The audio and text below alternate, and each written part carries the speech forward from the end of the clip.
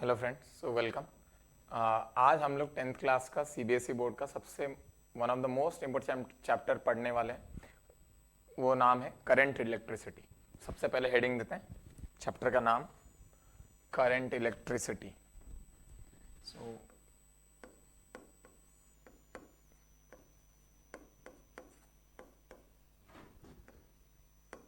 Current electricity.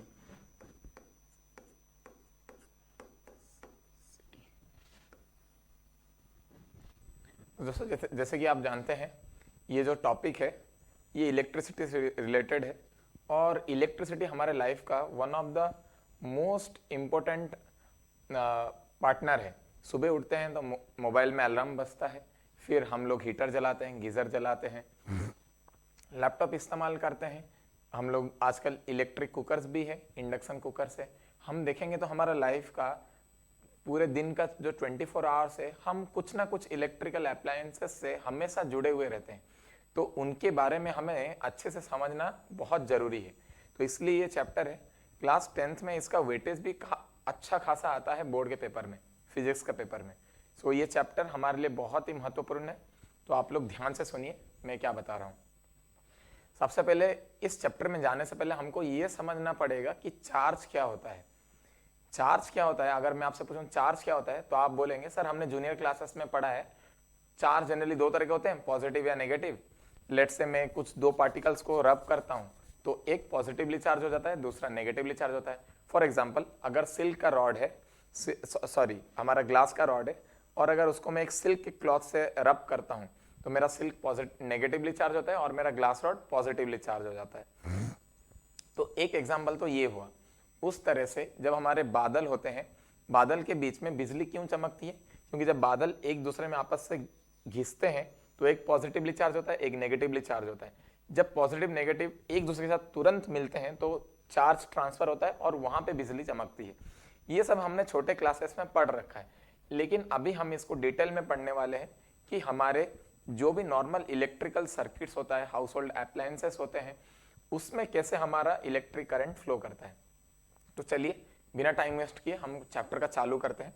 सबसे पहले मैं आपको बताऊंगा कि क्लास 9th में आप लोगों ने ग्रेविटेशन जब चैप्टर पढ़ा था उसमें आप लोगों ने पढ़ा था, आपके पास अगर दो मासेस हैं, लेट से मास है m1 और ये मास है m2।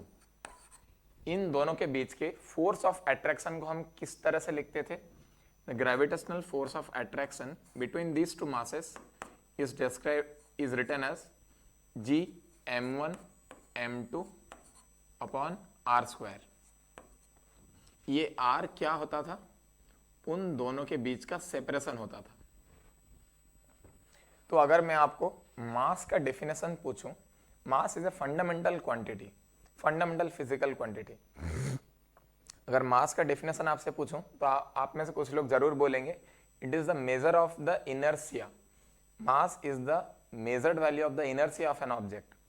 लेकिन इस कंसेप्ट को अगर मैं ग्रेविटेशनल फोर्स को मैं देखूं तो मैं ये भी बोल सकता हूं mass is the fundamental property of an object that is responsible for gravitational force of attraction with another mass. यानी मास वो चीज है जो कि ग्रेविटेशनल फोर्स ऑफ अट्रैक्शन के वजह के लिए रेस्पॉन्सिबल है किसी दूसरे मास के साथ। उस तरह से अभी हमारे लिए भले ही जरूरत नहीं है, हम जब हायर क्लासेस में जाते हैं हम पढ़ेंगे, हमारे पास अगर एक चार्ज लेट से Q1 है, एक और चार्ज हमारे पास लेट से Q2 है, इन दोनों के बीच का सेपरेशन लेट से R है। सो इन दोनों के बीच का जो फोर्स ऑफ अट्रैक्शन या रिपल्सन, अट्रैक्शन कब होगा? जब लाइक चार्जेस होंगे तो रिपेल करेगा, और अट्रैक्शन कब होगा? जब अनलाइक चार्जेस है, यानी पॉजिटिव और नेगेटिव होंगे तो अट्रैक्ट करेंगे, पॉजिटिव या नेगेटिव नेगेटिव होंगे तो रिपेल करेंगे। तो मैं जरूर लिख सकता हूं F is equal to k some constant which is analogous to G, k Q1 Q2 upon R square. इस सिमिलरिटी से मैं ये बोल सकता हूं charge is a fundamental property of an object that is responsible for electrostatic attraction और repulsion with another object. तो सुनिए ध्यान से, सबसे पहले हम चार्ज का डेफिनेशन लिखने वाले हैं। तो आप लोग मेरे पीछे पीछे लिखिए। Charge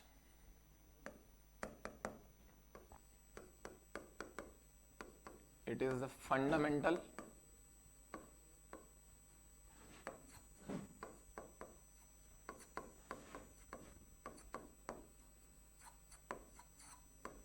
property of an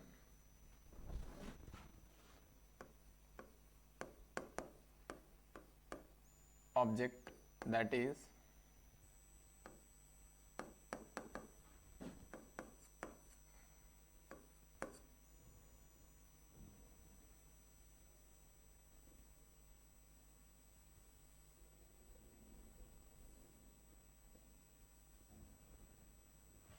often a fundamental property that is responsible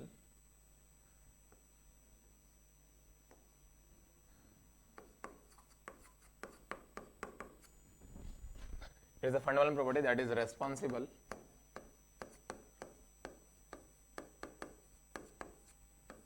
for electrostatic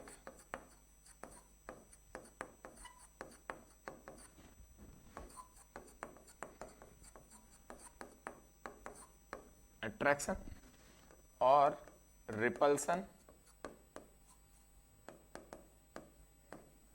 with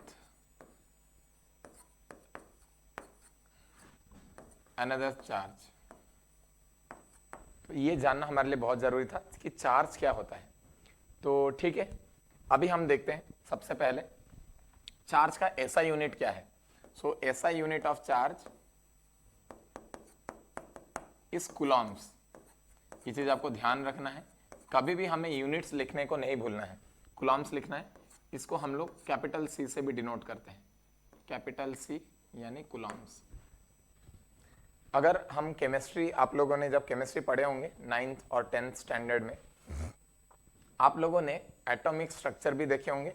atomic structure generally कैसा होता है, एक एटम का स्ट्रक्चर अगर मैं बनाऊं तो ये उसका न्यूक्लियस है। न्यूक्लियस के अंदर क्या रहते हैं, प्रोटॉन्स और न्यूट्रॉन्स। तो लेट्स से मैं P और N से उसको डिनोट करता हूं। इसके चारों तरफ ऑर्बिटल्स होते हैं। इन ऑर्बिटल्स में हमारा कौन रिवॉल्व करता है, इलेक्ट्रॉन रिवॉल्व करता है, इलेक्ट्रॉन रिवॉल्व करता है। तो सबसे पहले जो रदरफोर्ड मॉडल है ये यही बोलता है कि हमारा जो न्यूक्लियस है that is very heavy and dense.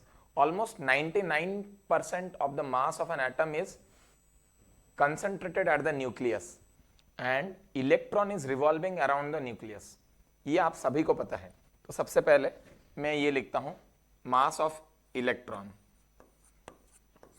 Mass of electron अगर मैं, आप सभी को याद भी होगा, 9.1 into 10⁻³ kg।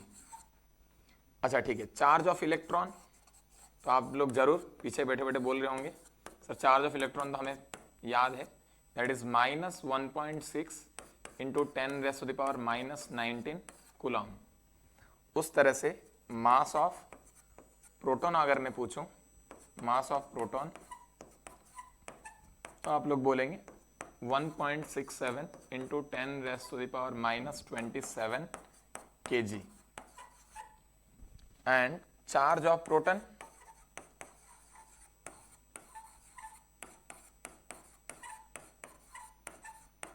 That is equal to +1.6, बस इलेक्ट्रॉन का माइनस था, प्रोटॉन का प्लस है, +1.6 इंटू 10⁻⁻19 कूलम्स। ये हो गया फंडामेंटल चीज। उसके बाद मैं आपको पूछता हूं, अभी एक एटम से कौन बाहर निकलता है, इलेक्ट्रॉन बाहर निकलता है या प्रोटॉन बाहर निकलता है? आप लोग बोल रहे होंगे इलेक्ट्रॉन बाहर निकलता है। सबसे पहले देखते हैं कि इलेक्ट्रॉन बाहर निकल भी क्यों रहा है। मास ऑफ इलेक्ट्रॉन अगर मैं इसको मेजर करूं, एक रेशियो निकालता हूं, mass of electron divided by mass of proton, so that it comes out to be 1/1800। so electron is 1800 times lighter than proton। ये है पहला चीज। दूसरा, प्रोटॉन तो न्यूक्लियस में बंधा हुआ है, एक जगह में बैठा हुआ है, it is bounded, but electrons are revolving around the atom. अगर मैं कुछ एनर्जी दे दूं तो कौन बाहर निकलेगा? इलेक्ट्रॉन बाहर निकल जाएगा अपने ऑर्बिट से सिर्फ। तो मेरा इलेक्ट्रॉन्स जो है that is revolving around the atom, so it is free to move out, but proton can not move out because it is bounded inside the nucleus. सबसे पहला रीजन ये है। दूसरा reason, electron is 1800 times lighter than proton. आप लिख सकते हैं electron is 1800 times lighter than proton. So इस दो स्टेटमेंट से इलेक्ट्रॉन लाइटर है और इलेक्ट्रॉन ऑर्बिट्स में रिवॉल्व कर रहा है, इस दो स्टेटमेंट से मैं कंक्लूजन ये निकाल सकता हूं, जब भी चार्ज का आदान प्रदान होगा या चार्ज का एक्सचेंज होगा, चार्ज का रेसिप्रोकेशन होगा, तो जरूर मेरा प्रोटॉन नहीं मूव करने वाला है, पॉजिटिव चार्ज मूव नहीं करने वाला है। कौन मूव करने वाला है? इलेक्ट्रॉन मूव करने वाला है, यानी मेरा जो नेगेटिव चार्ज है वो मूव करने वाला है। तो आप लोग एक बार लिख लीजिए इसको, साफ साफ दिख रहा है आपको। सो एक बार इसको लिख लीजिए, फिर हम स्टेटमेंट लिखाते हैं। नेक्स्ट, तो सबसे पहला पॉइंट हमने ये देखा, नोट में लिख सकते हैं।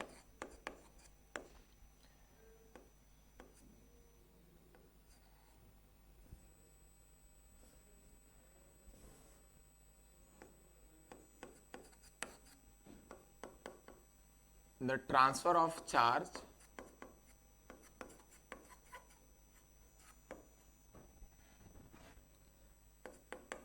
is due to transfer of electrons। यहां पे ट्रांसफर की जगह हम लोग डेवलपमेंट लिख सकते हैं। द डेवलपमेंट ऑफ चार्ज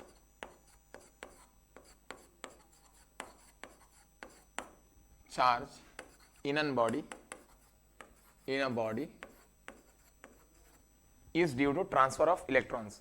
अगर मैं मानूं मेरे पास एक बॉडी है, अगर इस बॉडी से मेरा एक इलेक्ट्रॉन चला जाता है, एक इलेक्ट्रॉन में हटा देता हूं, तो क्या हो जाएगा? मेरा ये बॉडी सिंगल पॉजिटिवली चार्ज हो जाएगा। जिस तरह से मान लीजिए कि आपके पास सोडियम है Na और Cl। सोडियम का हमारा एटॉमिक नंबर होता है, सो एटॉमिक नंबर को मैं बता सकता हूं, लेट से हमारा जैसे x होता है, z है और ये है, तो सोडियम का जो z है so that is equal to 11, so 2 8 and 1। इस ठीक है, मैं ऐसा नहीं लिखता हूं, so it is z is equal to 11 और यहाँ इसका जो z है, क्लोरीन का z है हमारे पास, so that is 17। So z अभी क्या सोडियम क्या करता है? एक इलेक्ट्रॉन क्लोरीन को देता है, तो क्या हो जाएगा? Na, इसके पास नंबर ऑफ, हम भले बात ही जानते हैं atom is always electrically neutral, तो जितने उसके पास पॉजिटिव चार्ज होंगे उतने ही उसके पास नेगेटिव चार्ज होंगे। सो मैं लिख सकता हूं number of protons in sodium, so that is equal to 11 and number of electron is also 11।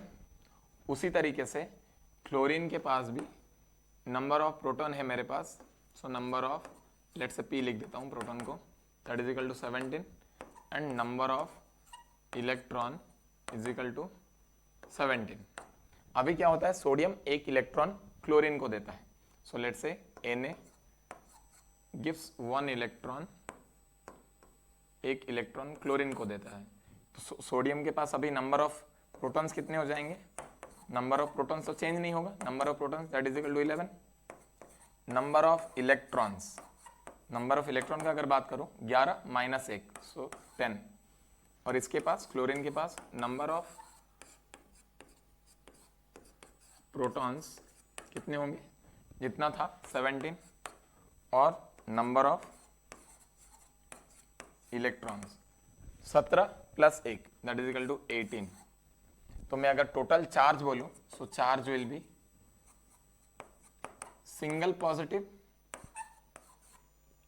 या इसको 1 पॉजिटिव लिखता हूं, and this will be charge is equal to 1 negative.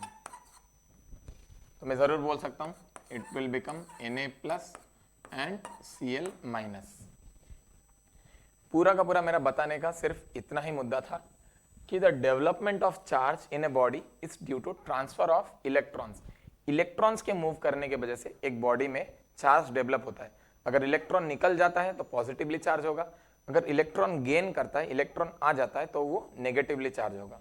ये चीज को बस हमें ध्यान में रखना है। So moving to the next, that is properties of charge. So properties of charge.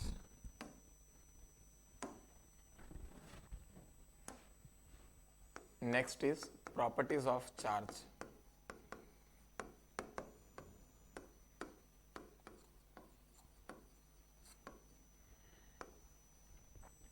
सबसे पहला, that charge is always quantized. Quantized यानी देखते हैं क्या है। Charge is always quantized. Quantized यानी उसका इंटीग्रल वैल्यू होगा, कुछ इंटीग्रल। देखिए हमारे पास इलेक्ट्रॉन निकल सकता है, या तो एक इलेक्ट्रॉन निकलेगा, या दो इलेक्ट्रॉन निकलेगा, या तीन निकलेगा, या सम n नंबर ऑफ इलेक्ट्रॉन्स निकलेंगे, या n नंबर ऑफ इलेक्ट्रॉन्स आएंगे, एक्सेप्ट होंगे। तो मैं जरूर बोल सकता हूं मेरा जो चार्ज डेवलप होगा या वो क्या होगा, some number multiplied by the charge of electron. अगर इलेक्ट्रॉन लूज किया है तो वो चार्ज पॉजिटिव होगा, अगर इलेक्ट्रॉन गेन किया है तो वो चार्ज पॉजिटिव होगा, सॉरी नेगेटिव होगा। सो मैं जरूर लिख सकता हूं, so charge Q is equal to n times charge of electron. Q is equal to n E, where n is my integer, n is equal to any integer.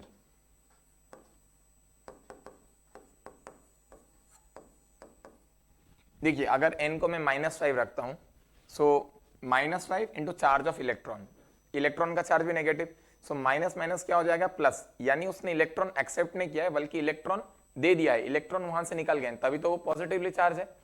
अगर n मेरा positive integer हुआ, इसका मतलब क्या हो जाएगा, total charge क्या आ जाएगा, positive into charge of electron. Charge of electron is negative, positive multiplied by negative is negative.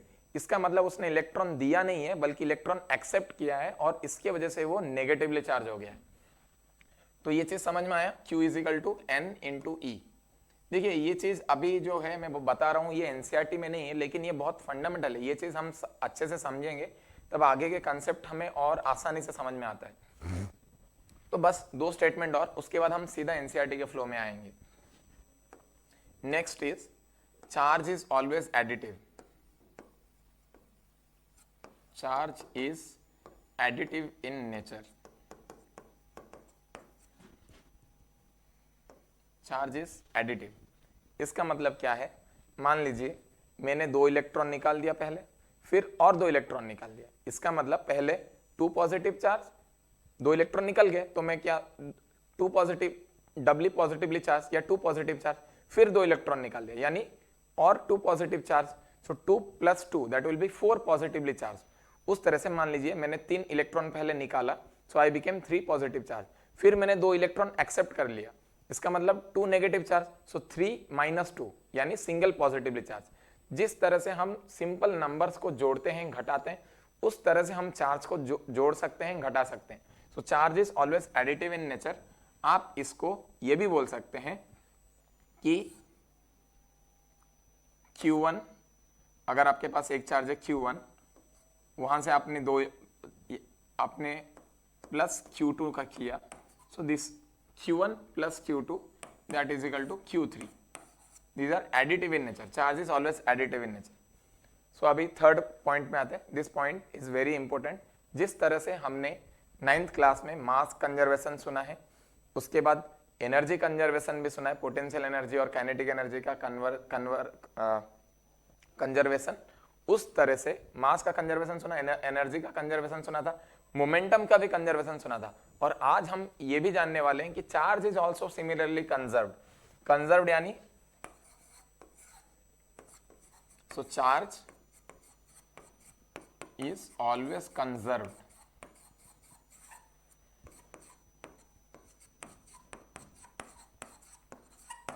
इसका मतलब जब मैंने मोमेंटम में कंजर्व किया था, किसी सिस्टम का कंजर्व किया था, जब मैंने मास भी कंजर्व किया था तो किसी सिस्टम का कंजर्व किया था, एनर्जी भी जब मैंने किस कंजर्व किया था तो किसी सिस्टम का कंजर्व किया था। उस तरह से अगर मुझे चार्ज कंजर्व करना है तो पूरे सिस्टम का चार्ज हमेशा कंजर्व रहेगा। मान लेते हैं हमारे पास एक ऑब्जेक्ट है, लेट से इसके पास चार्ज है Q1, दूसरा एक ऑब्जेक्ट है इसके पास है चार्ज Q2, और मान लीजिए यहां से कुछ चार्ज लेट से Q चार्ज Q1 से निकल के Q2 में चले गए, तो इसके पास चार्ज अभी क्या हो जाएगा Q1 माइनस Q, और इसके पास चार्ज कितना हो जाएगा Q2 minus Q, sorry Q2 plus Q, क्योंकि चार्ज इसने गेन किया है। अभी टोटल चार्ज कितना होगा? सो टोटल चार्ज पहले कितना था Q1 प्लस Q2, बाद में चार्ज कितना हो गया, बाद में टोटल हो गया Q1 minus Q plus Q2 plus Q, ये Q तो कैंसिल आउट हो गए, तो मेरे पास फिर से क्या आ गया Q1 प्लस Q2। तो मैं जरूर बोल सकता हूं कि charge of a system always remains conserve. So तीन प्रॉपर्टी हमने देखा चार्ज का। चार्ज इज ऑलवेज क्वांटाइज्ड, यानी ये हमेशा इंटीग्रल मल्टीपल होगा इलेक्ट्रॉन के चार्ज के बराबर। इलेक्ट्रॉन का charge multiplied by some integer, अगर वो इंटीजर नेगेटिव हुआ तो मेरा नेट चार्ज पॉजिटिव आएगा, अगर वो इंटीजर पॉजिटिव हो गया तो मेरा टोटल चार्ज नेगेटिव आएगा। चार्ज इज ऑलवेज एडिटिव, जिस तरह से हम नंबर्स को जोड़ घटा करते हैं उस तरह से हमें करना है, and charge is also always conserved in A system. ठीक है, तो आगे बढ़ते हैं।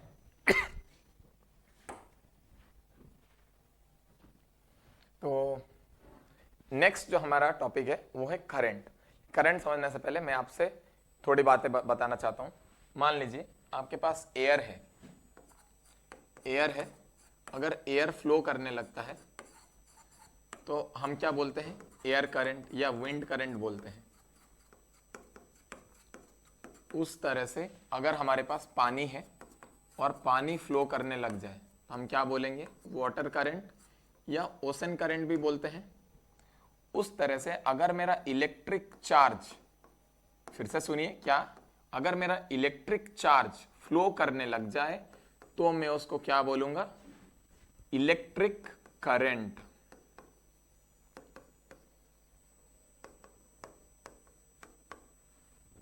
अगर मेरा इलेक्ट्रिक चार्ज फ्लो करता है तो मैं क्या बोलूंगा, electric current.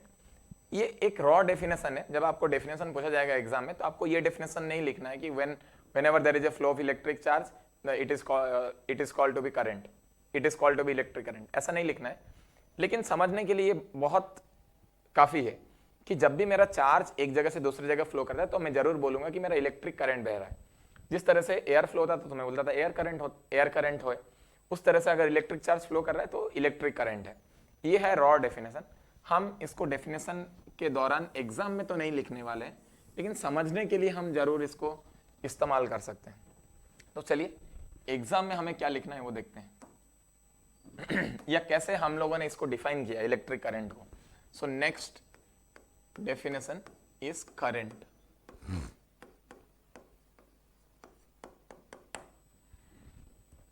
Current is the rate of flow of charge, किसी भी चीज का rate.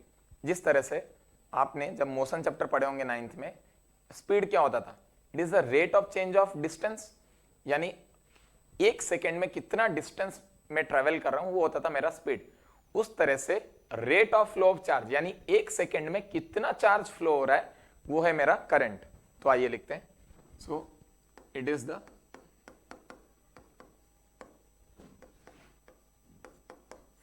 Rate of flow of charge.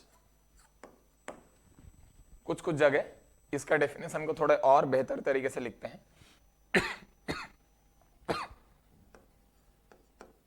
सो आप देख सकते हैं, it is the amount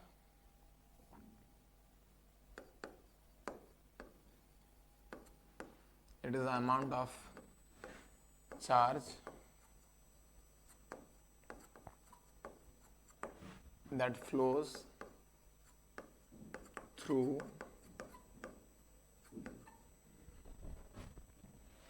a cross section per unit time.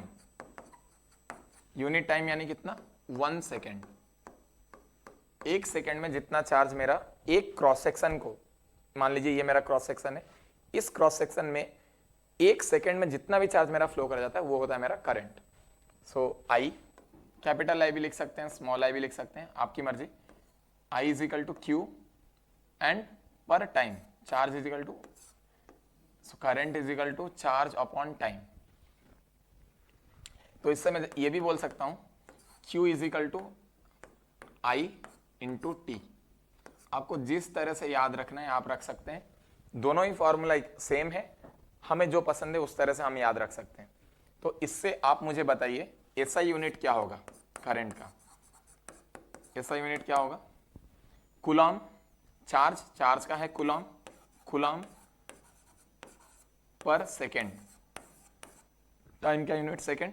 इसको मैं C/S भी लिख सकता हूं. एक साइंटिस्ट थे एम्पियर, उनके नाम पे भी हमने इसको नाम दिया है and it is known as ampere. कहीं पे इसको कैपिटल ए से भी दिखाते हैं, कहीं पे इसको शॉर्ट फॉर्म में AMP भी लिखते हैं. जिस तरह से आपको यूनिट लिखना है आप लिख सकते हैं.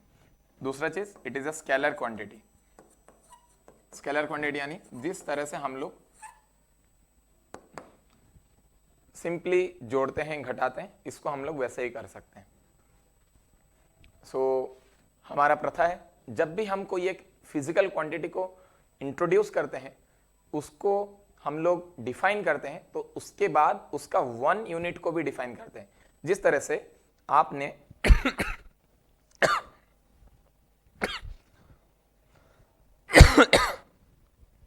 जब फोर्स चैप्टर पढ़े थे तो हमने क्या बोला? Force is equal to mass into acceleration.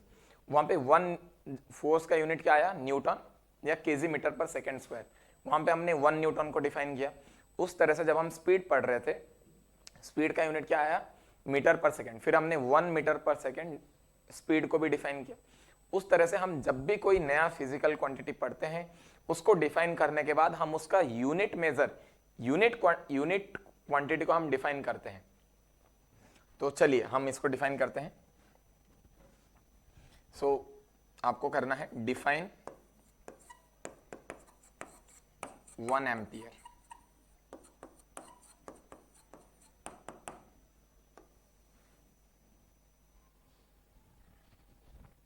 One ampere कब होगा? जब 1 कूलम चार्ज 1 सेकेंड में एक क्रॉस सेक्शन के थ्रू पास करेगा, तो मैं बोल सकता हूं कि मेरा करंट 1 एम्पियर है. तो चलिए इसको लिखते हैं. So when 1 coulomb of charge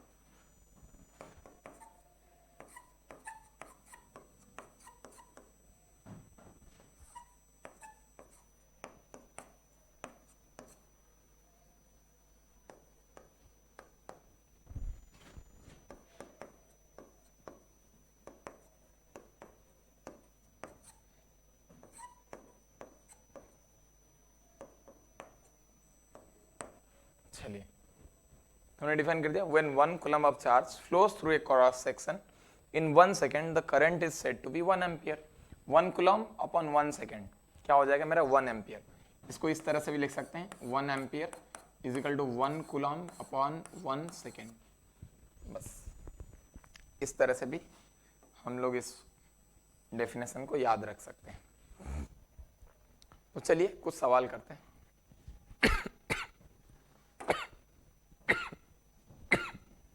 सबसे पहला सवाल, find charge contained by 1 mole of electrons. आपको बोल रहा है find charge content by 1 mole of electron, यानी आपके पास एवोगैड्रो नंबर जितना नंबर ऑफ इलेक्ट्रॉन्स है और आपको उनका टोटल चार्ज बताना है। हमें पता है Q is equal to N into e. So यहां पे मुझे दे रखा है N is equal to NA and that is equal to 6.023 into 10 raise to the power 23। So charge Q is equal to 6.023 into 10 raised to the power 23 multiplied by 1.6 minus 1.6 into 10 raised to the power minus 19 coulombs. So minus sign को मैं बाहर ले आता हूँ. So 1.6 into 6.023. So it comes out to be 96500 coulombs. यानी 1 mole of electrons के पास कितना charge होंगे? माइनस 96500 कूलम्स चार्ज होंगे. काफी बड़ा चार्ज है ये. आप देख भी सकते हैं 1.6 into 6 that will B 9.6 and 23 minus 19, so that will be 10 raised to the power 4. So 9.6 into 10 raised to the power 4, so it will somewhat nearly to 96,000 and exactly it comes out to be 96500 coulombs. चलिए एक और छोटा सा सवाल करते हैं. Find number of electrons in 1 coulomb of negative charge. यानी आपको क्या बोल रहा है? आपके पास -1 कूलम का चार्ज है, उस चार्ज में कितने नंबर ऑफ इलेक्ट्रॉन्स होंगे? तो वही same formula Q is equal to n e. So number of electrons in 1 coulomb of negative charge. So charge of 1 electron is equal to -1.6 into 10 raise to the power -19 coulombs. हमारे पास same formula है Q is equal to N into ई.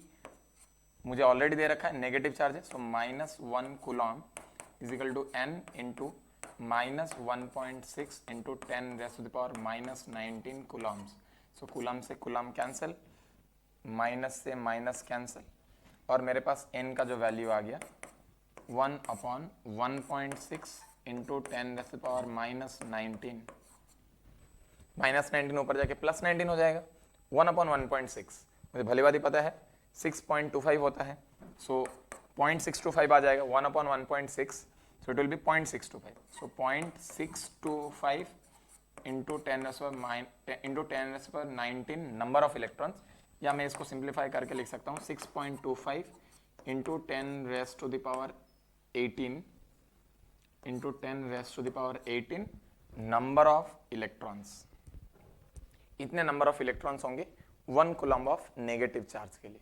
ठीक है, चलिए current पे थोड़े सवाल करते हैं. लेट्स से आपको दिया है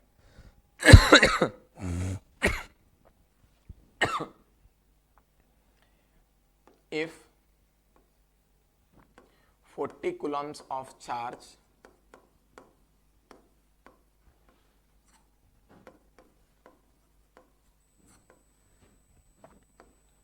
flows in 8 seconds, find value of current.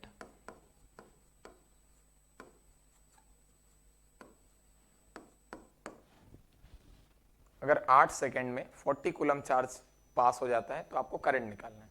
ठीक है, निकाल लेंगे. एक ही फॉर्मूला है हमारे पास, Q is equal to IT, या फिर आप ऐसा याद रखिए I is equal to Q by T. जैसा आपको मर्जी उस तरह से आप याद रखिए. मुझे चार्ज दे रखा है कितना है 40 कूलम्स डिवाइडेड बाय टाइम कितना दे रखा है 8 second. 8 second it comes out to be 5 amperes. एक चीज हमेशा ध्यान रखिएगा, कभी भी आपको हो सकता है चार्ज मिली कूलम्स में दे रखा है, so milli coulomb is equal to 10⁻³ coulombs. उस तरह से कहीं पे अगर माइक्रो कूलम्स दे रखा है वहां पे 10⁻⁻6 कूलम्स लेना है। ठीक है, नैनो का हमें जरूरत नहीं है, फिलहाल के लिए इतना तो सफिशियंट है। उस तरह से कहीं पे मिली सेकेंड भी दे रखा हो, so milli second is equal to 10⁻³ seconds. उस तरह से माइक्रो सेकेंड क्या होता है, 10⁻⁻6 सेकेंड्स। ये यूनिट कन्वर्जन्स बहुत ही इंपॉर्टेंट है और हमें इस बात का अच्छे तरीके से ध्यान रखना है। चलिए नेक्स्ट क्वेश्चन में जाते हैं। सपोज आपको दे रखा है if 2 ampere current flows for 30 minutes, find total charge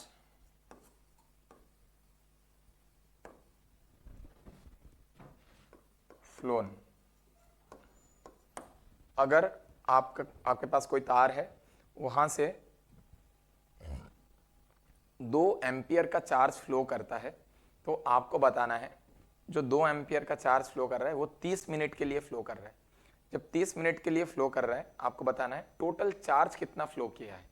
30 minute में 2 एम्पियर के करंट जब आपके तार में जा रहा है तो 30 मिनट में कितना चार्ज गया है। तो मेरे पास same to same formula Q is equal to I into T.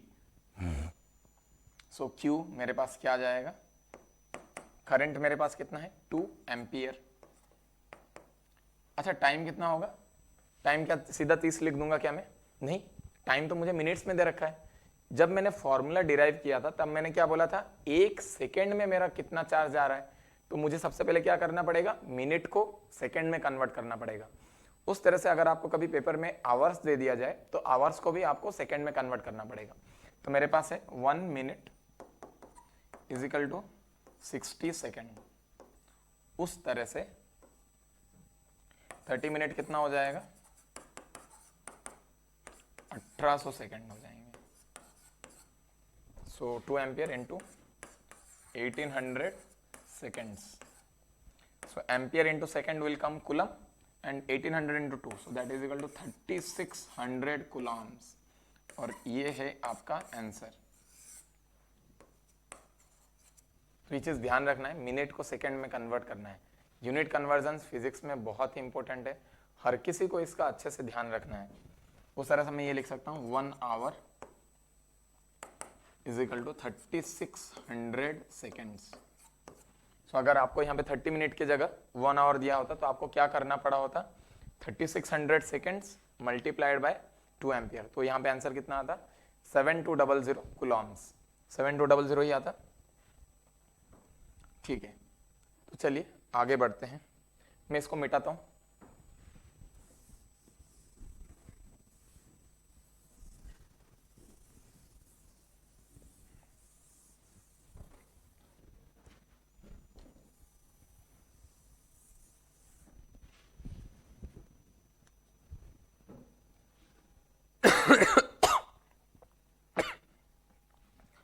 हमारा जो एक टॉपिक है वो है करंट जब मेरा फ्लो कर रहा है, करंट किस में फ्लो करेगा, क्या हर मटेरियल के थ्रू फ्लो करेगा या कुछ ही मटेरियल्स में वो फ्लो कर सकते हैं। तो चलिए इसको हम समझते हैं। सबसे पहले हमारे पास जितने भी मटेरियल्स हैं, कोई भी मटेरियल हो, उसको हमने 2 कैटेगरीज में डिवाइड किया है। और वो क्या है, कंडक्टर और नॉन कंडक्टर। कंडक्टर वो है जो अपने थ्रू इलेक्ट्रिसिटी यानी इलेक्ट्रिक करंट को फ्लो होने देते हैं। यानी मान लीजिए ये आपका मेटेलिक वायर है कोई सा, या कोई सा कंडक्टर है, तो इसके थ्रू मेरा करंट फ्लो कर सकता है। इसके पास वो एबिलिटी है करंट को बहाने की। लेकिन मान लीजिए आपके पास कोई मटेरियल है जिसके थ्रू करंट बह नहीं सकता है, उसके थ्रू उसको करंट को वो बहने ही नहीं देता है, तो उसको क्या बोलते हैं, नॉन कंडक्टर। तो आइए सबसे पहले हम लिखते हैं materials can be classified into 2 categories. One is conductors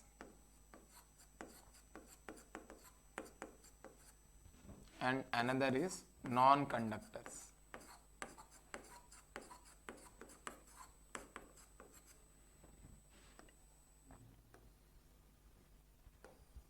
मान लीजिए इसी में सो कंडक्टर और नॉन कंडक्टर, अभी हमने ये अच्छे से सुने कि जब भी मेरा करंट बहेगा तो किसके वजह से बहेगा, इलेक्ट्रिक चार्ज की वजह से। और मुझे पता है पॉजिटिव चार्ज तो मूव ही नहीं करता, क्योंकि प्रोटॉन्स तो मूव ही नहीं करता, वो न्यूक्लियस के अंदर है।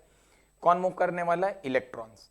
यानी इलेक्ट्रॉन्स मेरे मूव करेंगे तब मैं बोलूंगा कि मेरा करंट फ्लो कर रहा है, करंट बह रहा है। तो अभी इलेक्ट्रॉन्स किसके थ्रू बहेंगे, जो जिसके थ्रू इलेक्ट्रॉन्स आसानी से बह सकते हैं मैं उनको क्या बोलूंगा, कंडक्टर्स। और जिसके थ्रू इलेक्ट्रॉन्स नहीं बहेंगे उनको मैं क्या बोलूंगा, नॉन कंडक्टर्स। अभी थोड़ा सा समझने के लिए मैं आपको एक उदाहरण देना चाहूंगा। फॉर एग्जाम्पल कोई एक कुली है, वो कुली ऐसे ही घूम फिर रहा है, इधर उधर आवारा जैसा घूम रहा है। आप उसको अगर कुछ रुपया देंगे, पैसा देंगे, तो आपका काम करेगा, आपका सामान उठाएगा एक जगह से लेके दूसरी जगह पे रखेगा। मान लीजिए वहीं पे कोई दूसरा कुली है जो कि ऑलरेडी किसी काम में एंगेज्ड है, वो किसी दूसरे का काम कर रहा है, तो जब आप उसको अपना काम करने बोलेंगे, क्या वो करेगा, नहीं करेगा। आप पैसा भी देंगे, नहीं करेगा, क्योंकि उस ऑलरेडी किसी दूसरे काम में एंगेज्ड है। उस तरह से मेरा कौन इलेक्ट्रॉन मूव करने वाला है, जो इलेक्ट्रॉन फ्री है, घूमता फिरता इलेक्ट्रॉन है, वो मूव करने वाला है, और उसके वजह से क्या होगा, करंट फ्लो होगा। लेकिन जो इलेक्ट्रॉन बाउंडेड है, जो बंधा हुआ है, वो मूव नहीं करने वाला है। अगर इलेक्ट्रॉन मूव नहीं करेगा तो क्या होगा, करंट फ्लो नहीं होगा। यानी मैं जरूर बोल सकता हूं जो कंडक्टर्स होंगे उनमें नंबर ऑफ फ्री इलेक्ट्रॉन्स जरूर ज्यादा होंगे। नंबर ऑफ फ्री इलेक्ट्रॉन्स ज्यादा होंगे तो मेरा क्या होगा, करंट फ्लो कर सकता है, क्योंकि वो लोग मूव कर सकते हैं। तो चलिए लिखिए, सबसे पहले conductors they allow flow of current through them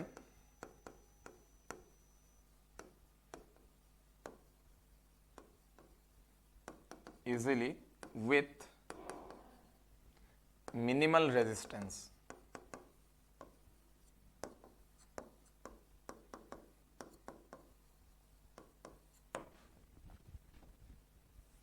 और ऐसा क्यों कर पा रहे हैं वो लोग, क्योंकि उनके पास फ्री इलेक्ट्रॉन की संख्या ज्यादा है।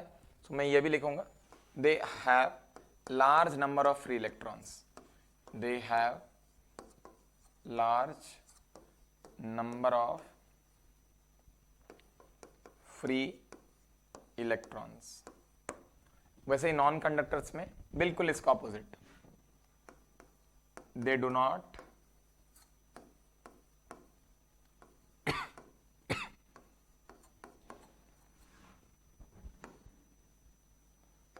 allow flow of current through them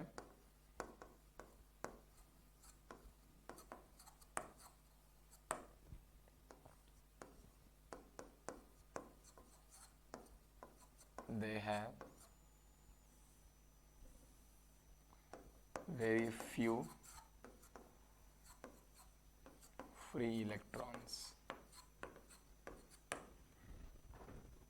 चलिए आप मुझे बताइए, electrons, free electron, generally conductors कौन होते हैं? जरूर आप लोग बोल रहे होंगे मेटल्स कंडक्टर्स होते हैं, नॉन मेटल्स नॉन कंडक्टर्स होते हैं।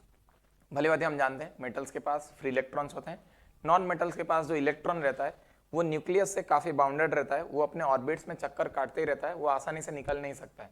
लेकिन मेटल्स में ऐसा नहीं है। मेटल्स में जो हर एटम का जो फ्री इलेक्ट्रॉन है, यानी जो आउटर मोस्ट जो इलेक्ट्रॉन है, वो क्या कर सकता है, मेटल लैटिस के अंदर, यानी मेटल का ब्लॉक के अंदर आराम से घूमता फिरता रह सकता है, इसलिए उनको फ्री इलेक्ट्रॉन्स भी बोलते हैं। तो चलिए हम कुछ कंडक्टर्स का हम एग्जांपल्स लिखते हैं। एग्जांपल में आप ऑलमोस्ट सारे मेटल्स कंडक्टिंग ही होते हैं। सो ये जो रेजिस्टेंस वर्ड है, इसको आगे जाके हम अच्छे से पढ़ने भी वाले हैं, रेजिस्टेंस क्या है, रेजिस्टिविटी क्या है। फिलहाल के लिए रेजिस्टेंस यानी आप रुकावट समझिए, कम से कम रुकावट के साथ जो करंट को अपने थ्रू फ्लो करने दे, उसको हम कंडक्टर्स बोलेंगे। सो मेटल्स, उसमें भी सबसे अच्छे कौन है, silver, aluminium, copper and etcetera. Non conductors में एग्जांपल नॉन मेटल्स, उसमें भी जैसे कि ग्लास हो गया, रबर हो गया, वुड हो गया, एंड एटसेट्रा एटसेट्रा। सो ये सब हमारे नॉन कंडक्टर्स हैं, ठीक है। तो चलिए, सो यही था हमारा कंडक्टर्स और नॉन कंडक्टर्स के बारे में जो भी हमने डिस्कस किया। इसके आगे हम बढ़ते हैं, that is known as potential difference, electric potential and potential difference.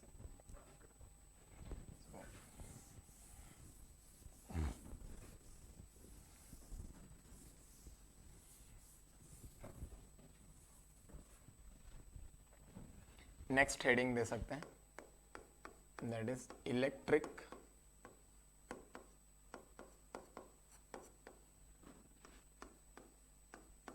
Potential and potential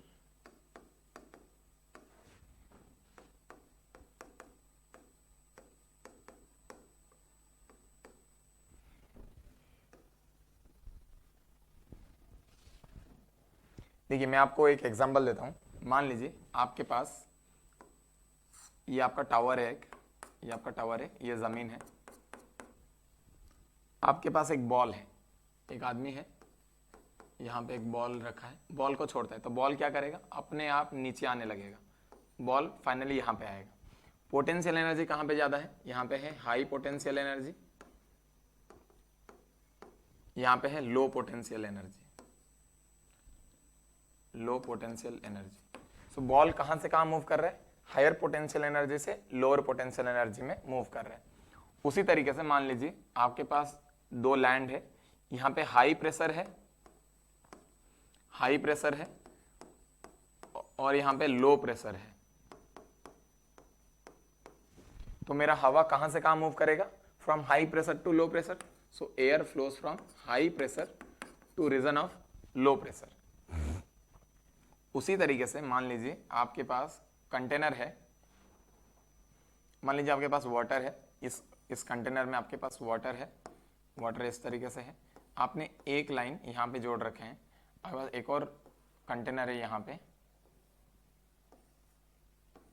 और ये खाली था, ये कंटेनर खाली था। तो धीरे धीरे क्या होगा, यहाँ का पानी यहाँ पे आके भरेगा और यहाँ पे बाद में पानी आ जाएगा। तो I can say that water also flows from high pressure to low pressure. यहाँ पे प्रेशर ज्यादा है, आप फ्लूइड अगर पढ़े होंगे, so this is known as PATM plus ρGH। So water also flows from high pressure to low pressure. उस तरह से मैं ये बोल सकता हूं मेरा जो चार्ज फ्लो करने वाला है, चार्ज जो फ्लो करने वाला है वो किसके वजह से फ्लो करने वाला है, कुछ ना कुछ प्रेशर डिफरेंस ही होगा। जिस तरह से यहाँ पे पोटेंशियल एनर्जी का डिफरेंस था, यहाँ पे प्रेशर का डिफरेंस था, उस तरह से कुछ ना कुछ एनर्जी का डिफरेंस या कुछ ना कुछ प्रेशर का डिफरेंस होगा, तभी तो मेरा चार्ज एक जगह से दूसरे जगह जाएगा। और जैसे ही मेरा चार्ज एक जगह से दूसरे जगह जाएगा तो मैं क्या बोलूंगा कि मेरा करंट बह रहा है या करंट फ्लो हो रहा है। तो चार्ज सिमिलरली आई कैन से just like air flows from high pressure to low pressure, water flows from high pressure to low pressure, body moves from high potential energy to low potential energy. Similarly, I can always say that my charge also flows from a region of high electric pressure to a region of low electric pressure, and this electric pressure is something known as electric potential. इस तरह से NCERT ने आप define किया है। कारण ये है क्योंकि अभी हम इलेक्ट्रिक पोटेंशियल को बहुत अच्छे से समझ नहीं सकते हैं, क्योंकि इसके लिए कुछ हायर कॉन्सेप्ट है जो कि हम हायर क्लासेस 12th क्लास में हम सीखने वाले हैं। लेकिन हम जरूर बोल सकते हैं this electric potential is somewhat analogous, कुछ ना कुछ उसी के जैसा है जो कि मेरा हाई प्रेशर और लो प्रेशर के जैसा था। तो ये स्टेटमेंट में लिख रहा हूं, आपको ये एग्जाम में लिखने की जरूरत नहीं, ये बस आपके समझने के लिए है। just like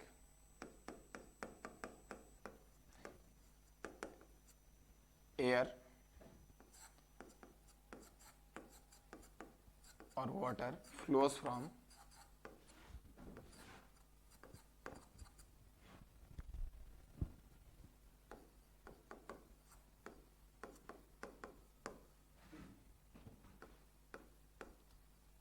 high pressure to low pressure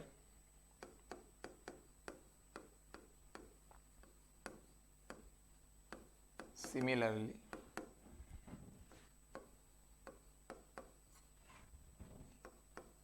charge या current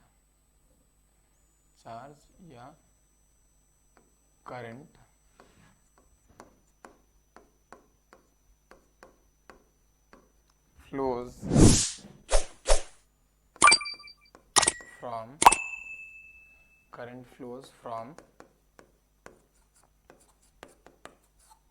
high electric potential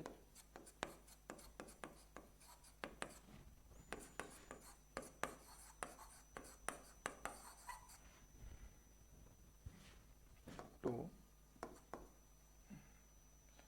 low electric potential.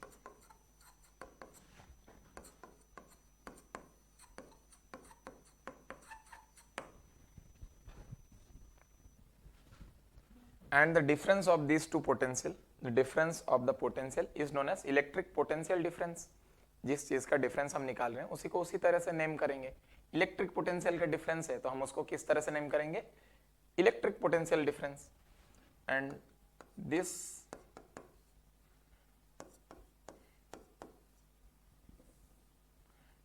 difference of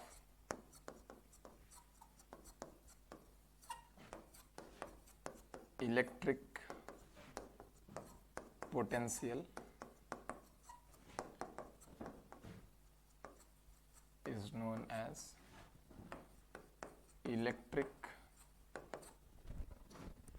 potential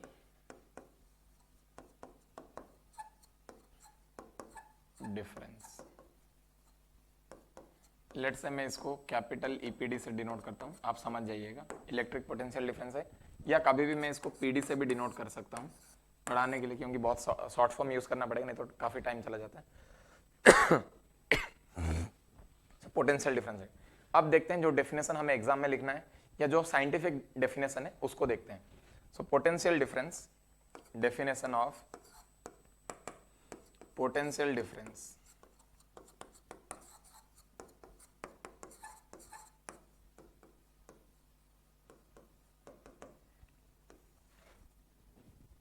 ध्यान से देखिए, जिस तरह से मैंने आपको बताया, मैं वैसे तो आपको लिखवा सकता हूं, रटवा सकता हूं, लेकिन फिर भी मैं थोड़ा समझाना चाहता था. ये देखिए, यहां पे लेट से टावर का हाइट है h, यहां पे पोटेंशियल एनर्जी कितना है mgh, यहां पे पोटेंशियल एनर्जी नीचे जमीन पे कितना है, पोटेंशियल एनर्जी कितना है 0. तो मुझे एक ब्लॉक को जमीन से अगर ऊपर उठाना है तो मुझे कितना काम करना पड़ेगा, mgh काम करना पड़ेगा.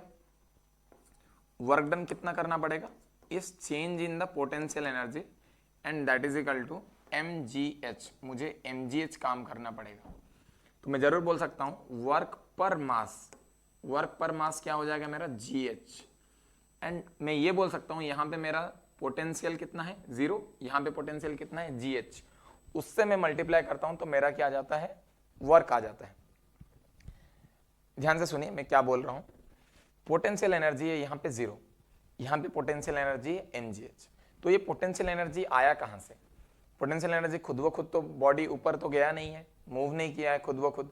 तो उसमें एनर्जी इतना जो स्टोर हुआ है, पोटेंशियल एनर्जी यानी जो एनर्जी उसमें स्टोर्ड है, वो एनर्जी आया कहां से?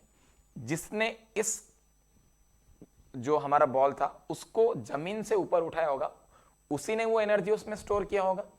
वो एनर्जी कौन दे रहा है? जो मेरा उस बॉल को नीचे से ऊपर उठा रहा है. तो मुझे नीचे से ऊपर उठाने में कितना काम करना पड़ता है? मैं फोर्स लगाता हूं, mg लगाता हूं, फोर्स हो जाता है mg और डिस्प्लेसमेंट कितना है h.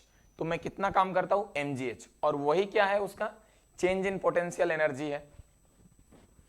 तो फिर से ध्यान से सुनिए मैं क्या बोल रहा हूं कि हमारे पास जो एक्सटर्नल एजेंट है वो क्या कर रहा है, इस बॉडी को यहां से ऊपर उठा रहा है. जब ऊपर उठा रहा है तो क्या हो रहा है, ऊपर उठाने में वो काम कर रहा है, फोर्स लगा रहा है mg multiplied by the displacement that is equal to h. तो this is the work done by the external agent. जो मेरा आदमी है वो इतना काम कर रहा है. और उतना ही जो उसने काम किया है, वो उसने जो वर्क किया है वही क्या हो रहा है, मेरा बॉल का पोटेंशियल एनर्जी में स्टोर हो जा रहा है ऊपर जाके। तो मैं जरूर, अभी आप ये डेफिनेशन समझ सकते हैं जो हम लिखाने जा रहे हैं। डेफिनेशन ऑफ इलेक्ट्रिक पोटेंशियल, हम बोल रहे हैं एक कूलॉम चार्ज को एक जगह से दूसरे जगह लेके जाने में मुझे जितना काम करना पड़ता है उसको मैं क्या बोलूंगा, potential difference between the 2 points. फिर से सुनिए मैं क्या बोल रहा हूं, it is the work done per unit charge to move it from point A to point B is defined as the potential difference between point A and point B. चलिए लिखिए इसको, definition of electric potential difference. So the potential difference between 2 points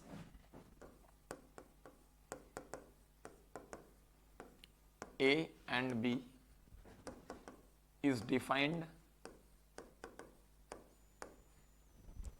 as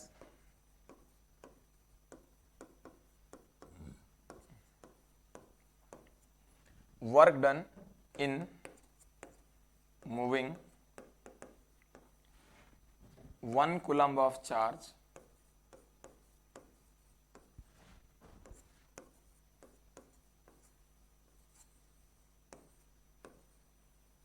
from A to B। इसका मतलब मैं ये बोल रहा हूँ potential difference, let say potential difference को मैं V से डिनोट करता हूँ। So V is equal to potential difference between 2 points is defined as the work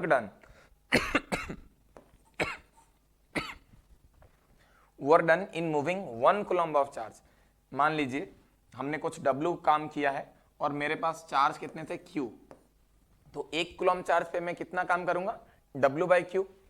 हमारे पास Q चार्जेस थे, उसके लिए मैंने W काम किया, तो 1 कूलम्ब चार्ज के लिए कितना काम करूंगा, W बाई Q।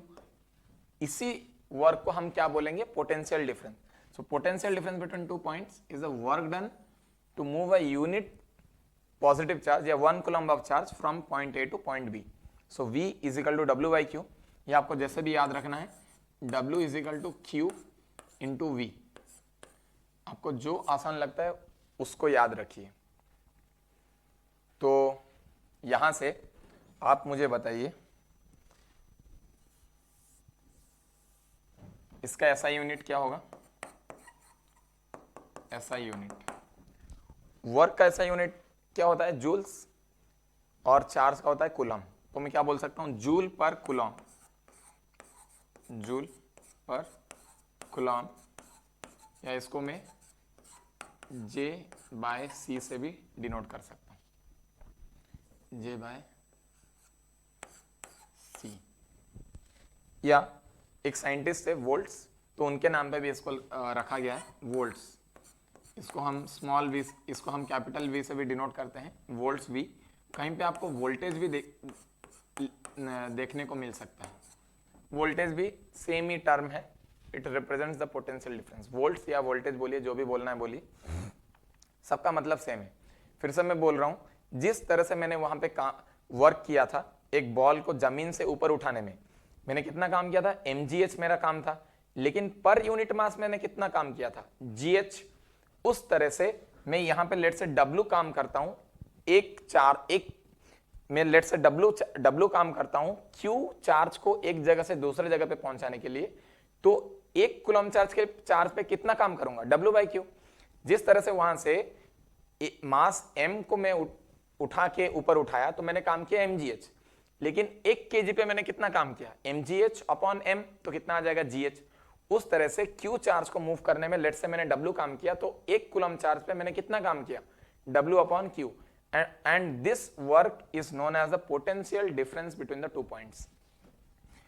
तो ये चीज बहुत इंपॉर्टेंट है, ध्यान से समझिए इसको। So V is equal to W by Q। 1 coulomb charge को एक जगह से दूसरी जगह पे पहुंचाने में मैं जितना काम करता हूं उसको मैं बोलता हूं potential difference between the 2 points. चलिए इस पे कुछ सवाल करते हैं।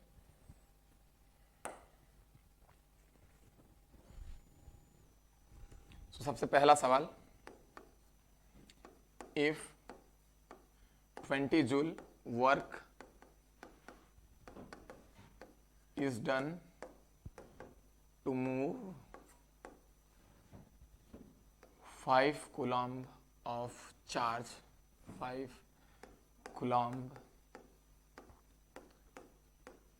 of charge from A to B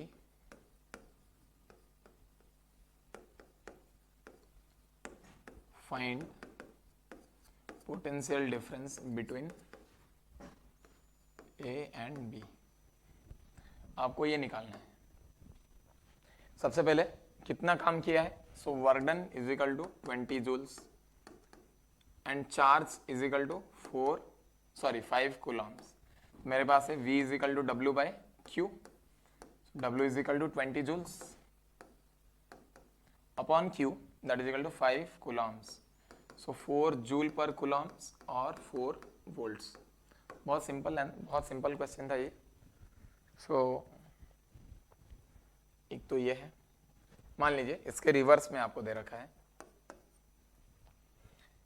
if potential difference between 2 points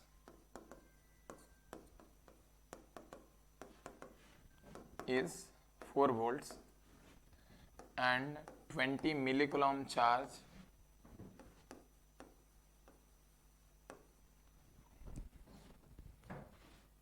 is flown between the points,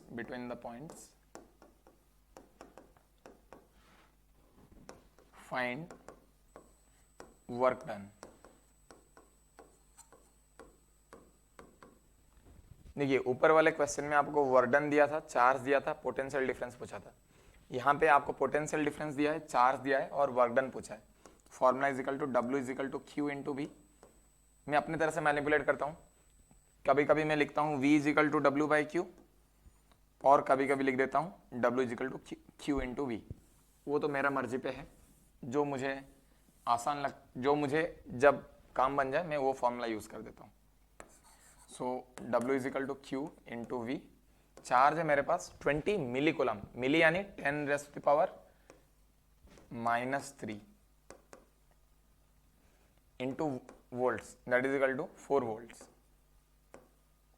So this will come out to be 20 into 4 80, 80 into 10 raised to -3, so it will come out to be 0.08 joules, 0.08 joules। और अगर आपको मिली में ही रखना है तो आप ये भी कर सकते हैं 20 milli coulomb into 4 volts, coulomb into volts that will be joule but with milli, so I will write 80 milli joules. तो आप दोनों आंसर लिख सकते हैं, दोनों ही आंसर करेक्ट है। ठीक है, एक अच्छा सवाल करते हैं।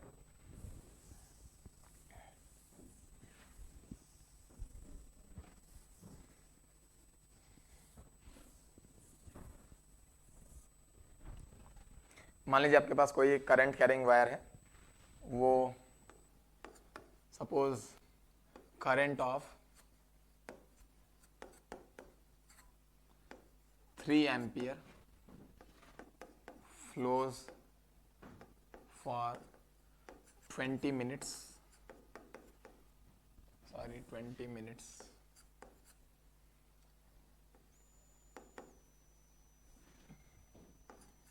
between a potential difference of 5 volts, then find total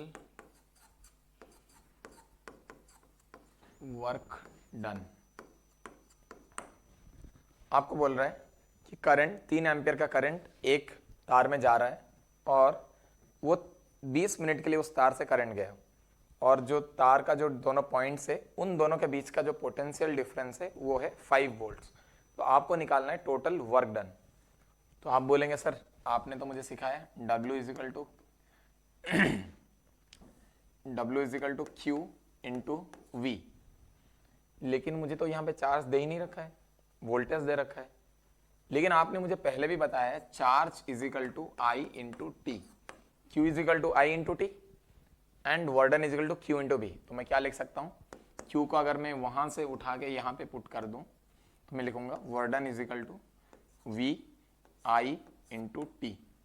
अब मेरे पास सब कुछ दे रखा है, work done is equal to V, that is equal to 5 volts into current, current कितना है 3 ampere, multiplied by time, time कितना दिया है 20 मिनट्स। फिर से वही गलती नहीं करना है, मिनट्स को सेकंड में कन्वर्ट करना है। 1 मिनट 60 सेकंड का होता है, तो 20 मिनट कितने सेकंड का हो जाएगा 1200 सेकंड, यानी 20 इंटू 60।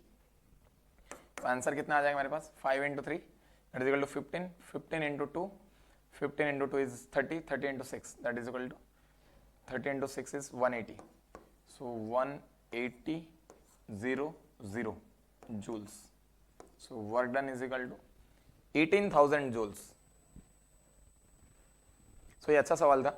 आगे जाके हम इसको पढ़ने भी वाले हैं कि work done is equal to VIT, ये फॉर्मूला भी हम डिराइव करने वाले हैं। हम पावर का जब फॉर्मूला देखेंगे तब हम इस फॉर्मूला को यूज भी करने वाले हैं।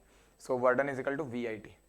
सो आज के लेक्चर में हमने क्या क्या देखा, थोड़ा रिवीजन करते हैं। सबसे पहले हमने देखा चार्ज क्या होता है, चार्ज के 3 प्रॉपर्टीज देखे, फिर हमने इलेक्ट्रिक करंट देखा, कंडक्टर नॉन कंडक्टर देखे, फिर इलेक्ट्रिक पोटेंशियल देखे। तो मैं आशा करता हूँ आप सभी को ये समझ में आया है। बाकी नेक्स्ट लेक्चर में हम ओम्स लॉ की तरफ आगे बढ़ेंगे। सो तब तक के लिए थैंक यू वेरी मच।